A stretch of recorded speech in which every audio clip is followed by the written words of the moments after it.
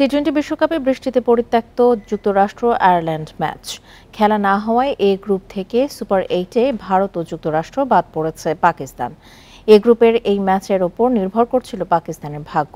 Match বাতিল হওয়ায় group পর্ব থেকেই বিদায় নিল পাকিস্তান। আয়ারল্যান্ডের সঙ্গে বাবরদের শেষ ম্যাচ এখন শুধুই নিয়ম রক্ষার।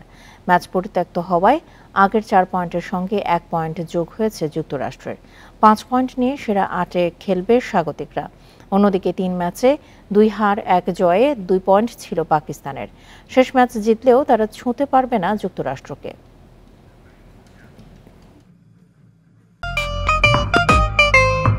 এমন ইন্সপায়ারিং বাড়িওয়ালা হওয়া সহজ, কারণ দাগ পরিষ্কার করা আরো সহজ। দাগ লাগুক যতবার, বার্জার ইজি ক্লিন একবার।